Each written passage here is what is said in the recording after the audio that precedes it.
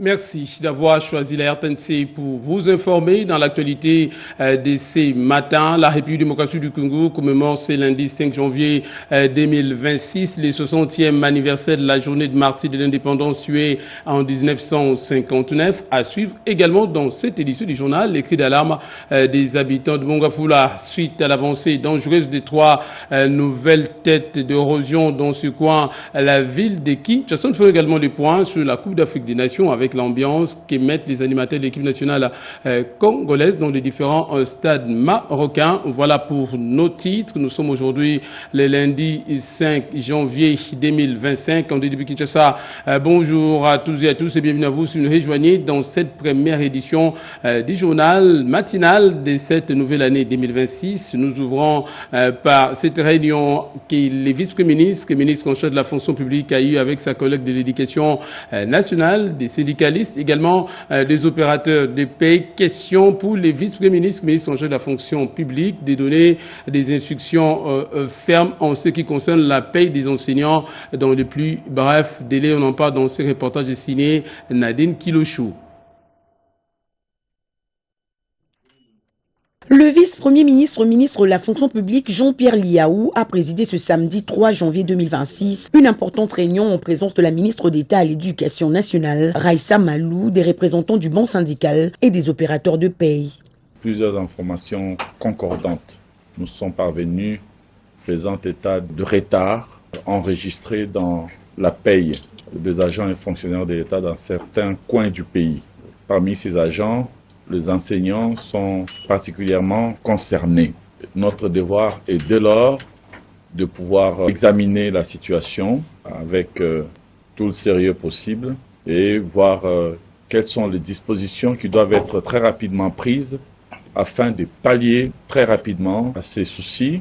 Au terme des travaux, il a été établi que le fonds nécessaire au paiement des enseignants pour l'année 2025 ont bien été décaissés. Toutefois, des lenteurs persistent dans certaines provinces dans le circuit de paie. Le gouvernement a donc exigé que les opérateurs procèdent au paiement complet des salaires dus dès les débuts de la semaine. Des sanctions judiciaires sont envisagées en cas de non-respect de cette directive. Alors, la paie s'est déroulée normalement jusqu'au 31, aussi jusqu'aujourd'hui. Et tous les opérateurs ont été actifs. Bien malheureusement, il y a quelques seulement opérateurs où ça n'a pas pu marcher avec le secteur de Dinakopé. Et l'instruction du vice-premier ministre, c'était que ces opérateurs devaient s'acquitter du devoir de la paie des enseignants, particulièrement dans les délais. Nous demandons aux enseignants, dès la semaine prochaine, ils vont toucher leur salaire. Et surtout, pour le problème de délocalisation, nous aurons un atelier d'évaluation au courant de ce mois de janvier pour voir comment délocaliser aussi des effectifs auprès des opérateurs là que nous trouvons qui ne sont pas vraiment actifs. Le gouvernement s'est engagé à assurer le suivi rigoureux de l'exécution de cette mesure afin de garantir une reprise des cours dans la sérénité et le respect des droits des enseignants sur toute l'étendue du territoire national. Gravement touché par 3 têtes d'érosion entraînant la destruction de maisons, difficultés de transport, également des déplacements massifs, surtout après les pluies diluviennes. Désespérés, les habitants de la commune de Mongafula, je vous le disais au sommaire de cette édition, appellent à une intervention urgente des autorités du pays pour la réhabilitation de la route Kimwenza. Reportage. Ici, au quartier Petit Panier et Kondo, situé à Mongafula, l'avancée rapide, accélérée et dangereuse des 3 têtes d'érosion sur la route Kimwenza, plus précisément au niveau de l'arrêt d'Eshma et un peu plus loin, au niveau de la gare Kimwenza, terrorise la population de Seko, la ville de Kinshasa, qui voit leurs maisons détruites et leurs quartiers transformés en gouffres. Il est même devenu actuellement difficile, voire même impossible pour les véhicules et les personnes de se déplacer. Face à cette insécurité, certains habitants désespérés ont même fui, voire même quitté leur logement. Pour nous, les élèves qui fréquentons cette route, nous souffrons gravement. C'est difficile de vivre ici.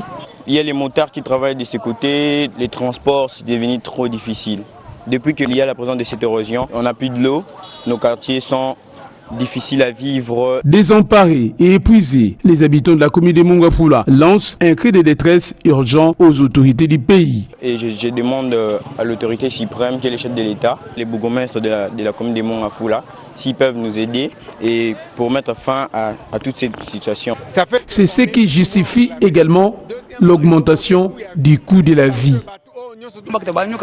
Nous souffrons beaucoup ici, dans cette partie de la ville. Nous prenons 3 fois les transports. C'est pourquoi nous demandons aux autorités du pays de nous aider. Il y a un grand danger ici. À la base de ces situations, c'est les caniveaux que l'on était en train de construire ici jusqu'au niveau de la rivière Ntsaya. Nous, les habitants de Mongafula, nous demandons tous qu'une seule chose, la réhabilitation de ces tronçons routiers de Kimwenza et Ijama, parce que ces têtes d'érosion ne cessent de s'ajouter et de progresser du jour au jour. Pour l'heure, chaque goutte de pluie est malvenue dans ce coin de la ville de Kinshasa à cause de l'avancée rapide de ces 3 têtes d'érosion qui engloutissent tout sur leur passage, maisons, caniveaux, voire même infrastructures sanitaires. Et en déplacement dans la ville de Kanonga, nous sommes là dans le Kasaï central, le secrétaire permanent de l'Union sacrée de la Nation, André Mbata, juste après son accueil, sensibiliser la population de cette ville à se ranger derrière le président de la République, Félix Antoine Tshisekedi Tshilombo. C'est ce 4 janvier 2026, autour des 13h30, heure locale, que l'avion transportant le secrétaire permanent de l'Union sacrée de la Nation, le professeur André Mbata Betukomi Soumango, s'est posé à Kananga, chef de la province du Kasaï central. 4 janvier, date historique qui coïncide avec les souvenirs de martyrs qui ont perdu la vie dans la lutte pour la paix. Au pied de l'avion, le gouverneur du Kasaï central, Moïse Kamboulou, avec le membre du comité provincial de sécurité, le professeur André Mbata Betukomi Soumango, est accueilli avec des honneurs dus à son rang. Une longue file d'attente l'attend pour serrer la main du secrétaire permanent de l'Union sacrée de la Nation. Des chants, danses, cris de joie, témoignant du soutien envers le porte-parole de l'Union sacrée de la Nation, surtout après la promulgation de la loi créant l'ordre national du Léopard, une première pour un député de l'Union pour la démocratie et le progrès social. Le secrétaire permanent de l'Union sacrée de la Nation a exprimé sa gratitude envers la population pour cet accueil chaleureux qui restera gravé dans sa mémoire. Si on était revenu avec le président, on n'allait pas nous jeter des pierres parce que le travail est en train de se faire. La route de Kalambambouji, tous les projets sont en marche et le président de la République est déterminé à les aboutir dans l'intérêt de la population du Kasaï central qui a toujours voté massivement pour le chef de l'État. Il a invité la population de Kananga à rester vigilant face aux menaces sécuritaires qui pèsent à l'est de la République démocratique du Congo. Avec Félix Antoine Tshisekedi Tshilombo, cette guerre prendra fin, a-t-il martelé. La charte d'ordre du Congrès fait du gouverneur de province le président du conseil provincial de l'Union sacrée. Demander à cette province de rester derrière le président de la République, chef de l'État, et dire à cette province de ne pas désespérer. Tous les projets que le président, qui est un homme de parole, il a promis, nous allons les réaliser. Et même cette guerre de l'Est qui nous est menée par le président Kagame, chef, cette guerre, nous la gagnerons. Cet accueil en ce 4 janvier 2026, date de martyr, constitue un moment fort qui rappelle l'importance de l'unité face aux défis sécuritaires. Je vous l'ai dit au sommaire de cette édition, la République démocratique du Congo commémore aujourd'hui la journée des martyrs de l'indépendance, lundi 5 janvier. D'hier déjà, les diocèses qui sont tout à vibrer au rythme d'une célébration eucharistique placée sous les signes de la paix, de l'unité également, du développement pour rendre hommage également à ceux qui ont versé leur sang pour la souveraineté nationale. Reportage.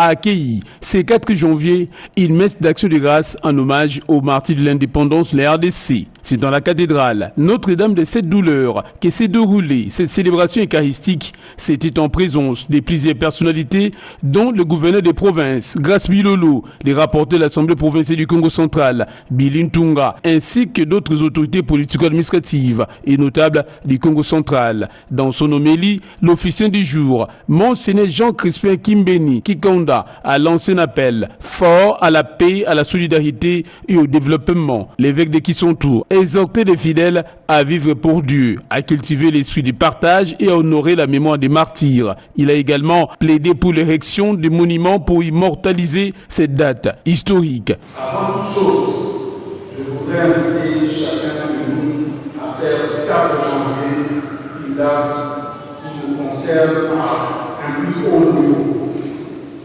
qui ignore que la plupart, sinon tous les martyrs de l'indépendance de notre cher et beau pays, fille des origines de cette partie de la République, la province du Congo central et singulièrement de la Caille. Cette célébration eucharistique a été marquée par l'unité, la foi et l'engagement pour un avenir meilleur du territoire de Madimba et de toute la province du Congo central. Je rajoute à cela que quelques réactions ont été enregistrées en rapport avec la commémoration aujourd'hui 4 janvier décalé spécialement et symbolisant justement l'éveil national congolais, également l'aspiration à la dignité. C'est une fierté que le diocèse de Kisantu d'avoir organisé cette journée pour commémorer nos martyrs, parce que tout simplement nous ne devons pas ignorer que pour que ce pays ait l'indépendance, il y a eu des gens qui se sont sacrifiés. Et parmi ces gens-là, il y a eu des grands noms du Congo central. Nous nous sommes retrouvés dans le cadre de la commémoration de martyrs de l'indépendance du 4 janvier. Alors il a plu à son Excellence Monseigneur l'évêque Jean Crispin Kimbeni, évêque de Kisantu, de nous convier autour de lui pour célébrer cette solennité combien historique. Et nous sommes venus en tant qu'élus du Congo central, notables de la province. Le socle qu'il faudra retenir, l'officiant du jour, Monseigneur l'évêque, s'est donné la peine de nous rappeler que la République démocratique du Congo a tiré sa source nominale au Congo central de par le nom que porte notre province d'aujourd'hui. Effectivement, il a martelé pour dire la province du Congo central, c'est la province pilote qui a donné le plus de ses fils pour conquérir afin d'avoir l'indépendance. Ceux qui ont organisé cette manifestation, ils ont payé de leur vie. Ils ont payé le plus fort jusqu'au sacrifice suprême. Nous puissions voir se réaliser le rêve d'un Congo libre et indépendant. Alors 65 ans après, plus tard, les dividendes que la province reçoit n'est pas à la mesure des sacrifices qu'on a consentis pour libérer ce pays. Le 4 janvier est une fête nationale et les martyrs de l'indépendance. Ça voudrait dire que pour la nation congolaise, il y a cette reconnaissance du sacrifice de certains Congolais qui, pour acquérir l'indépendance, ont trouvé qu'ils pouvaient sacrifier leur vie. Voilà donc pour ces propos recueillis. Dans le reste de l'actualité, les ministres délégués à la défense nationale chargés des anciens combattants a pris une part active à la conférence débat sur la gestion de conflits, la consolidation de la paix en République démocratique du Congo, où il a également axé son discours sur la dimension théorique du conflit pour mieux comprendre comment les éviter, également les stratégies pour les mieux gérer. Reportage. Il a été question au cours de cette rencontre de partager l'expérience entre les différents participants sur la situation de conflit et les actions concrètes à mener en vue de la résolution du conflit et la construction de la paix. Premier à prendre la parole, l'élu d'Ngalema, le député provincial de Kinshasa, Nicolas Wemakoy, s'est apaisanté sur les sortes de conflits, leurs causes principales ainsi que les modes des solutions. Parmi les figures convient les ministres délégués à la défense nationale, chargés des anciens combattants et étaient de la partie. Également spécialistes en gestion de conflits. Et les Etombouis a pour l'occasion expliqué la dimension théorique des conflits partant de la définition même du concept conflit selon l'entendement de tous. L'objectif principal de cet exercice d'échange interactif a été clair. Nous vivons avec les conflits, ils sont inhérents à la vie. Mais cependant, nous devons transcender. Au lieu de vivre avec, nous devons le résoudre. L'objectif de la conférence était d'amener le peuple congolais à s'approprier la résolution pacifique des conflits, parce que c'est ça qui va nous amener au développement. C'était dans une ambiance bon enfant que s'est clôturée cette conférence débat bien avant la présentation a émise des brevets à quelques membres, la coordination nationale de l'école de l'action commune pour la République. Et en mission d'enquête dans le Lualaba, la commission spéciale mise en place par le gouvernement central a déjà procédé à l'inspection de certaines zones minières. Question de faire l'état des lieux de la situation. Instituée par le ministre national des Mines, la commission ad hoc de contrôle de conformité des entités de traitement est entrée dans une phase décisive de son travail. Après les auditions, elle est descendue sur le terrain ce samedi 3 janvier 2025, poursuivant sa mission dans la province du Lualaba. Sur le terrain, c'est la rigueur absolue. Chaque entité est inspectée sans complaisance. Les contrôles sont menés avec méthode de précision et impartialité à la loupe jusqu'au moindre détail. C'est la saison sèche, quand c'est déjà à ce niveau-là. Il suffit de se prendre une forte pluie. Aucun document n'est négligé, aucune installation n'est survolée. Chaque chaîne de traitement est analysée, chaque origine de minerai vérifiée. Cette descente sur le terrain démontre au plus haut point la détermination du ministre national des Mines, Louatum Kabamba, à faire respecter les lois et les règlements miniers et à instaurer l'ordre dans le secteur. Une action conforme à la vision du chef de l'État, Félix-Antoine Tshisekedi Tshilombo. Je cite, bâtir un secteur minier transparent, responsable et bénéfique pour tous les Congolais. Dans le Lualaba, la commission est à pied d'œuvre. La mission se poursuit, la rigueur s'impose, la loi prévaut. Et nous allons nous attarder cette fois-ci à cette mission d'inspection de travaux du programme de développement local des 145 territoires effectués dans le but de faire le suivi de l'état d'avancement de ces programmes majeurs, de garantir également la qualité des ouvrages livrés ainsi que le respect des délais. Reportage. Au Kasaï central, les enfants étudient désormais dans des conditions idéales grâce au programme de développement local de 145 territoires. Et nous avons fortement félicité le président de la République, son Excellence Félix-Antoine Tshisekedi Tshilombo, parce qu'il a songé à nous pour nous doter un bâtiment ou une école moderne, semblable aux écoles des villes, avec des mobiliers, tout ça. Bon, toute la population est très contente. En mission d'inspection au Kasaï central, précisément dans le territoire de Kazumba et Luisa, l'équipe dépêchée par le conseil spécial du chef de l'État en charge de suivi du PDL 145 territoires, Dieudonné Tchakambila Tchibouyi, a inspecté les différentes infrastructures réalisées dans le cadre de ce vaste programme initié par le président de la République, Félix-Antoine Tshisekedi Tshilombo. Sur place, les bénéficiaires ont exprimé leur satisfaction et leur joie de travailler et d'apprendre désormais dans des conditions décentes. Nous avons reçu les bâtiments. Vraiment, toute la population est très contente avec ces bâtiments. Nous sommes fiers vraiment avec ce bijou. À travers le PDL 145 territoires, le chef de l'État réaffirme sa volonté de rapprocher l'État du citoyen en investissant dans l'éducation, pilier de développement durable. Des infrastructures modernes qui redonnent espoir aux parents, améliorent l'apprentissage des élèves et jettent les bases d'un avenir meilleur pour les communautés locales. Et puis clôturant sa mission de terrain au Kasaï central, le sénateur Jean Tshisekedi Kabasele a procédé 6 places à l'inauguration des 3 forages d'eau potable dans le village Béa, Kabamba, Kanimba et Tamboué-Mukanda. Question de renforcer l'accès à l'eau potable pour des milliers d'habitants de ces coins du pays. Reportage.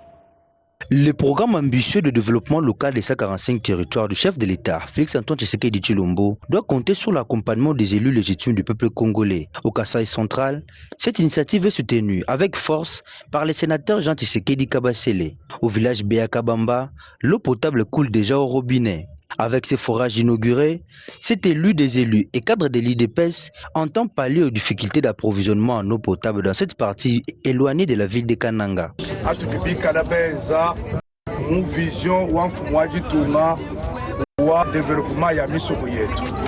Pourquoi ne pas accompagner les PDL 145 territoires de notre chef de l'État? Nous sommes debout pour soutenir la vision ici chez nous au Kasaï central.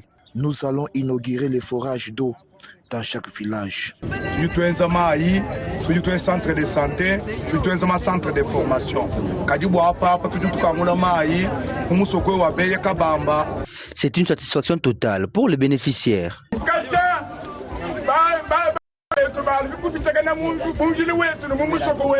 Nous disons sincèrement merci à notre sénateur. En tout cas, nous avons souffert des maladies suite à la consommation de l'eau malpropre.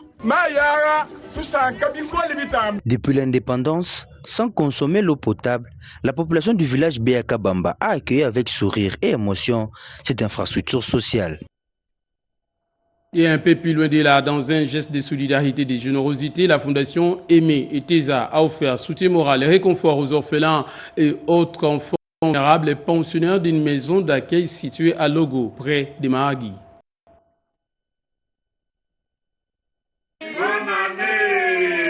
Fidèle à sa tradition, la fondation Aimé Tesa n'a pas dérogé à sa règle en ce jeudi 1er janvier 2026 consacré à la célébration du Nouvel An. À cette occasion, elle a partagé un moment de communion avec une quarantaine d'enfants orphelins du centre d'encadrement de Logo situé à une dizaine de kilomètres de Mahagi Centre. Dans un élan de compassion et de solidarité envers ces enfants à rupture familiale, le coordonnateur national adjoint de cette structure caritative, Francky Liele, a remis au nom de l'initiateur de la fondation un don composé d'une vache, de plusieurs sacs de riz, des bidons d'huile, ainsi que de cartons de lait en poudre et liquide. Je vous souhaite bonne fête. Merci. La responsable du centre a exprimé sa profonde gratitude envers la fondation et sa bienfaitrice pour ce geste de générosité. Nous n'avons pas grande chose à vous dire. Cependant, le seul sentiment qui inonde nos cœurs, notre cœur est celui de la joie. Notons qu'en reconnaissance de son engagement constant en faveur de plus démunis, Tesa a reçu plusieurs trophées d'excellence au cours de l'année 2025 à travers la République démocratique du Congo, une manière pour lui de soutenir la vision sociale du chef de l'État, Félix-Antoine Tshisekedi Tshilombo, axée sur le slogan « Le peuple d'abord ». Une opération spéciale des Sadongo a été organisée ici à Kinshasa, plus précisément à l'hôpital des Cinquantenaires. Et l'objectif de cette initiative visait notamment à rendre cet établissement sanitaire plus propre et plus accueillant. On en parle dans ces reportages signés Rodé Ponda.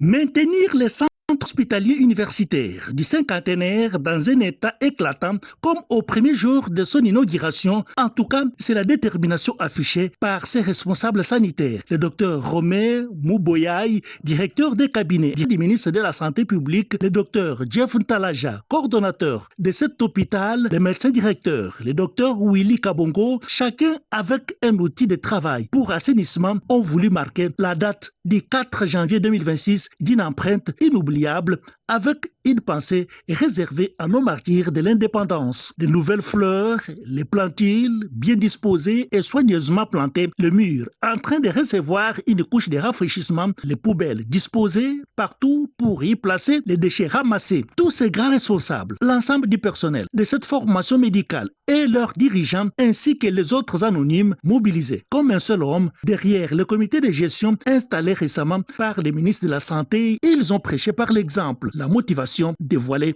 tour à tour par les coordonnateurs et les DIRCAB du ministre. Nous faisons en sorte que la population se rappelle de cet hôpital pour la qualité des soins et l'accessibilité des soins qu'on va y trouver, pas simplement par rapport au service post-mortem.